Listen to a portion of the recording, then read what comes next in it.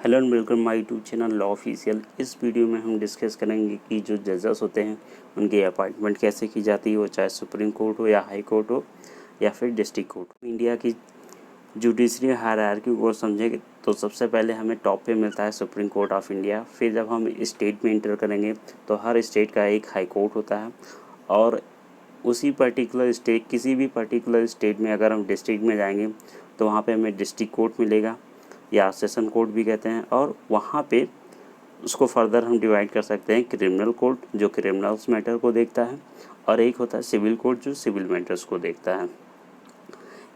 अगर एक कोई कैंडिडेट जज बनना चाहता है तो उसके पास तीन रास्ते हैं, या तो वो एसजीएस के एग्ज़ाम को क्लियर करें, या तो वो पीसीएसजे के एग्ज़ाम को क्लियर करें, या तो बीइंग अ लॉयर उसको एलिवेट कर दिया जाता है। इसके भी प्रोसेस होते हैं। अगर हम सबसे पहले पीसीएसजे एग्ज़ाम के बारे में डिस्कस करें तो सबसे पहले हमें रिक्वायरमेंट होती है लॉ डिग्री की, वो चाहे 3 ईयर लॉ डिग्री हो या 5 ईयर लॉ डिग्री हो। उसके बाद उस पर्टिकुलर कैंडिडेट को क्लियर करना होता है एआईबी का एग्ज़ाम, ऑल इंडिया बार एग्ज़ाम, जो कि नेशनल लेवल पे होता है। और उसमें जो एज लिमिट प्रिस्क्राइब की गई है वो है 35 ईयर, मतलब कि आप 35 साल की उम्र तक ही पीसीएसजे का एग्ज़ाम दे सकते हैं। और अगर बात करें एग्ज़ाम कंडक्टिंग बॉडी की तो ये रेस्पेक्टिव स्टेट पीसीएसजे का एग्ज़ाम कराती हैं। जैसे अगर आप यूपी के रेसिडेंट हैं तो यूपी पीसीएसजे यूपी अगर आप यूपी के रेसिडेंट हैं तो यूपी पीसीएसजे का एग्ज़ाम देंगे। अगर आप एमपी के हैं तो एमपी पीसीएसजे का एग्ज़ाम देंगे। स्टेट के आप रेसिडेंट हैं वहाँ का पर्टिकुलर स्टेट एग्ज़ाम कराता है। ये एग्ज़ाम 3 स्टेप्स में होता है। सबसे पहले होता है प्री, जिसमें ऑब्जेक्टिव टाइप के क्वेश्चन पूछे जाते हैं। फिर आता है मेंस, जिसमें सब्जेक्टिव टाइप के क्वेश्चन आते हैं। फिर आता है इंटरव्यू। मान लीजिए आप तीनों एग्ज़ाम्स को क्लियर कर लेते हैं तो जो सबसे पहले आपको पोस्ट मिलेगी वो होगा सेकेंड क्लास जुडिशियल मजिस्ट्रेट। फिर आपको कुछ साल में प्रमोट कर दिया जाएगा और आप बनेंगे फर्स्ट क्लास जुडिशियल मजिस्ट्रेट।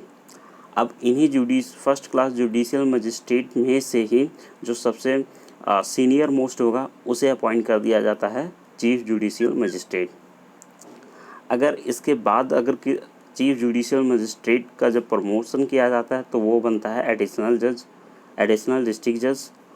और एडिशनल डिस्ट्रिक्ट जज ये होता है एसजीएस का कैरेट। मान लीजिए कोई कैंडिडेट अगर जज बनता है तो अगर वो सिविल केसेस को देख रहा होगा तो उसको डिस्ट्रिक्ट जज कहा जाएगा, बट अगर वो क्रिमिनल केसेस को देखेगा तो उसे जुडिशियल मजिस्ट्रेट कहा जाएगा। एसजीएस हायर जुडिशियल सर्विसेज, जिसके थ्रू आप जज बन सकते हैं। इसमें जो रिक्वायरमेंट होती है वो होती है लॉ डिग्री की, प्लस क्लियर करना होता है एआईबी का एग्ज़ाम, ऑल इंडिया बार एग्ज़ाम, जो कि नेशनल लेवल पे होता है। इसमें जो एज लिमिट है वो है 35 टू 45 ईयर्स, मतलब 35 और 45 साल के बीच में ही आप एसजीएस का एग्ज़ाम दे सकते हैं।